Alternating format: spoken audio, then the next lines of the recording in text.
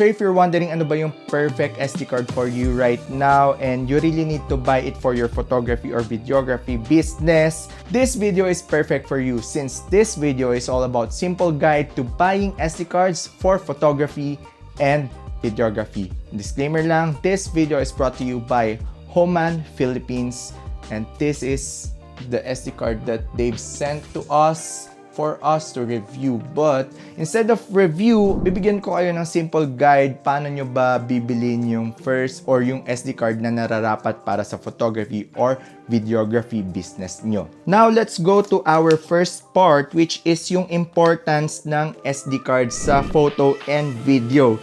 Actually, it's very crucial to have the perfect SD card for you. Why?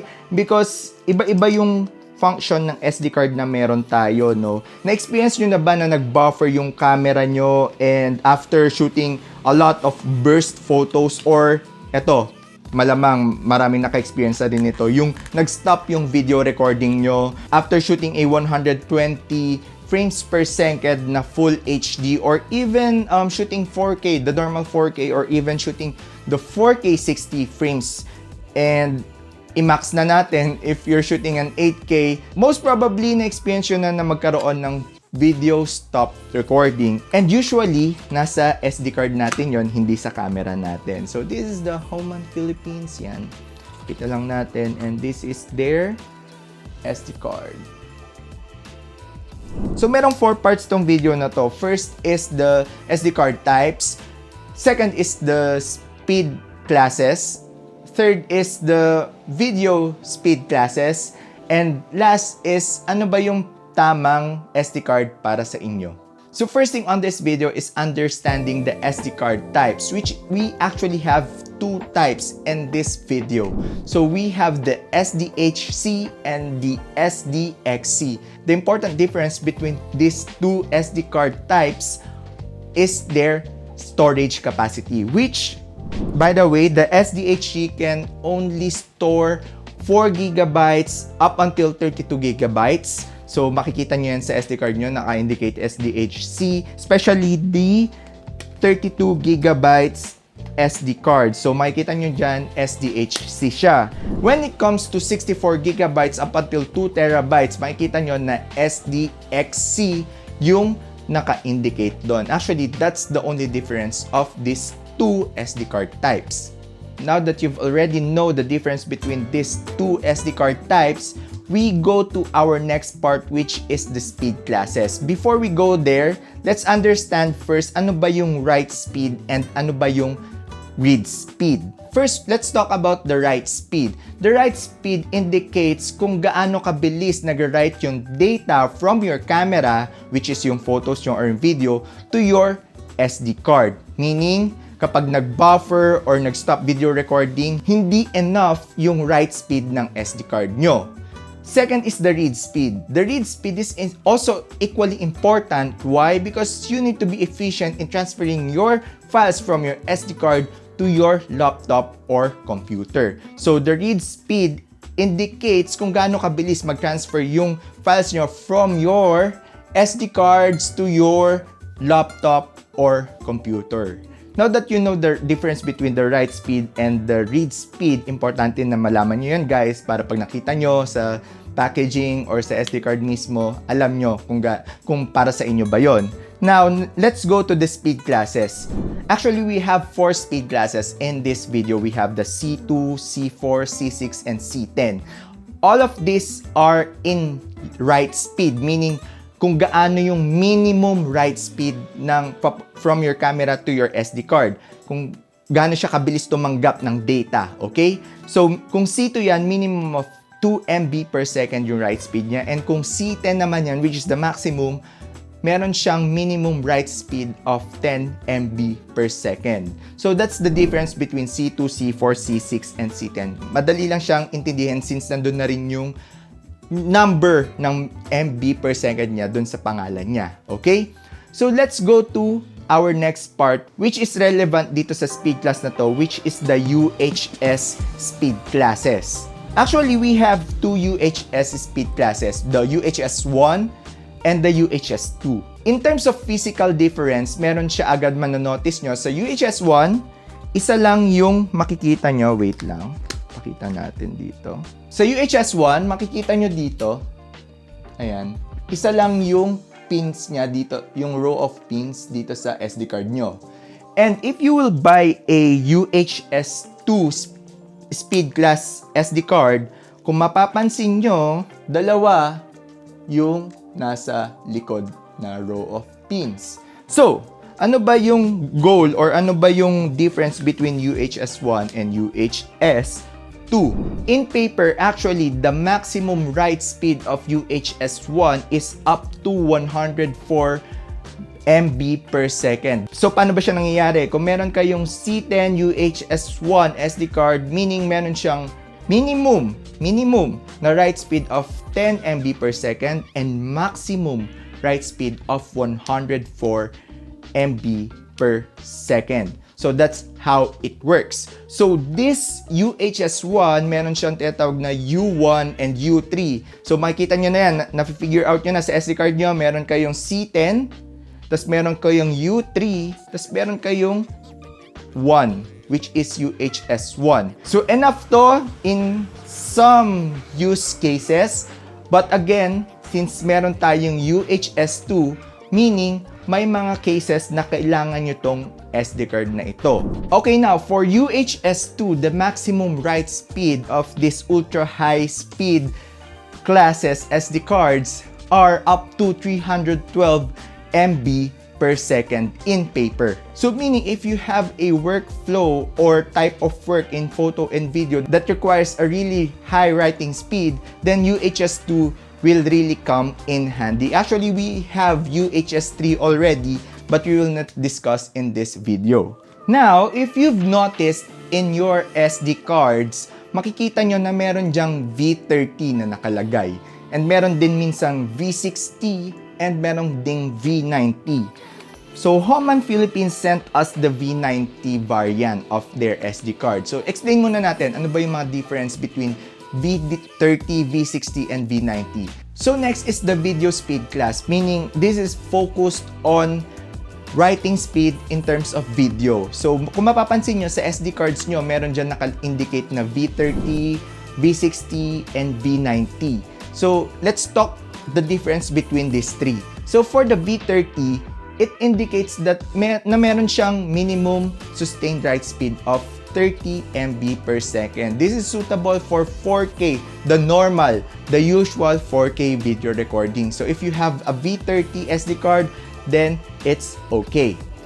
For the V60 naman, it indicates that, mapapansin nyo, V60, it indicates that it has a minimum sustained write speed of 60 MB per second. So you heard it right. If 30, 60, doon nakalagay kung ano yung minimum sustained write speed nila. Actually, this is suitable for those high bit rate 4K video recording. So dito na papasok yung 4K, 60p. So pwede na kayo mag-record ng ganon. But if you will record an 8K videos or 4K 120p, then you really need a higher writing speed, which is the V90, which has, guess it right, sustainable write speed of 90 MB per second. So, Homan Philippines sent this SD card to us, which indicates a V90 SD card, video class card, a SDXC, which is a 64 gigabytes SD card, and a UHS-II class type. So, meron siyang read speed in paper na 300 MB per second and write speed of up to 280 MB per second. So, in paper, this is suitable for recording up to 8K video recording and also shooting higher bitrate of 4K resolution videos. Sa video lang ba siya, Jeff? Actually, hindi. Since it has a read speed, sabi nga, in paper, again, this is in paper, 300 MB per second and a write speed of 280 MB per second. So you can still use this in terms of photos. So you can shoot high burst photo shooting. So yung mga camera natin ngayon, grabe, sobrang bilis na kung mag-shoot. In RAW ha, in RAW. So these SD cards can keep up to that features as well. So we're using our EOS-R, which shoots up until 4K lang. So we cannot maximize this SD card to its full potential. But again, if we will upgrade, it is a future-proof SD card for now. So we have the 64 gigabytes variant, which is the V90. So this is very useful for us hybrid content creators which shoot both photos and videos as well. Now, let's go to our fourth part, which is ano ba yung tama or ano ba yung fit na SD card para sa inyo. So let's deep dive into that. So in photo, if you're shooting a high-speed action and you need to shoot in burst mode, then you really need to have a UHS-I or UHS-II SD card with class of 10 or higher. Meaning, hindi ka dapat bababa ng class 10 if you're shooting sports. So, if you're shooting interior, then okay na siguro yung class 6 or class. But me, I prefer class 10 pa rin. But to have that future-proof since I'm a hybrid shooter. So, those are the things that you need to consider if you really need to shoot a high frame rate burst shooting. You really need to have a UHS-I or 2 with the class of 10 or higher. Hindi ka dapat bababa doon. But your business is into videography and you're just shooting 4K or full HD at least, then UHS-I with V30 is okay with you already. But if your work requires to shoot in 4K 60p or 4K 120p, then you might need a higher video class write speed, which is the V60 or V90. And if you will shoot 8K or 6K, then you need a V90 definitely SD card. So those are the things that you need to consider when buying your SD cards. And hopefully, hindi masayang yung pera nyo. Kasi there are times na kala nyo okay na yung SD card nyo and yung pala, paggamit nyo, you experience buffering, you experience video stop recording. So to prevent those from happening, sana may natutunan kayo or may na-impart ako sa inyong knowledge and share this video to your friends para hindi naman masayang yung pera nila sa pagbili ng SD card. Kasi these SD cards are quite costly, but again, you really need this one for your video or photo services. So these are essentials. So this is an investment rather than expense. Okay, bonus part for this video, how you can keep your SD card properly. So you need to store your SD card in a proper case. So I have this hard case from Gutek wherein I can store a lot of SD card here, and it's really helpful to have a hard shell memory card so it prevents from breaking inside. And also this is a IP67 memory card hard case, which is somehow waterproof and fireproof. Then next is you really need to format your SD card every now and then, every time na meron kang bagong shoot. So wag kayong mag-shoot ng mixed event or mixed gig. So meron kang file from your other event, then meron kang ipapasok na bagong file from your new event.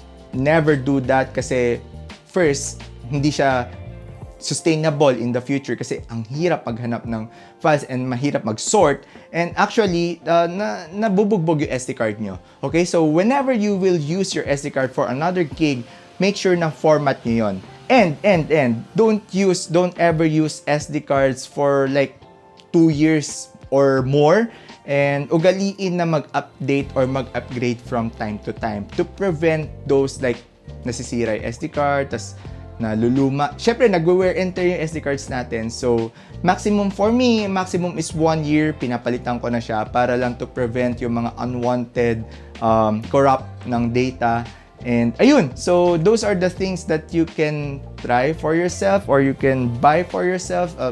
Again, really a reliable memory card in a hard shell is, for me, is important para at least hindi masira yung SD card nyo. Those are the things that you can consider if you want to protect your memory card. So, recap lang tayo. So, we have discussed the SD card types, which is the SDHC and SDXC. Then, we discussed the speed classes, which is the write speed, ano ba yung write speed, ano ba yung read speed, ano ba yung speed classes nyo, which is the C2, C4, C6, and C10.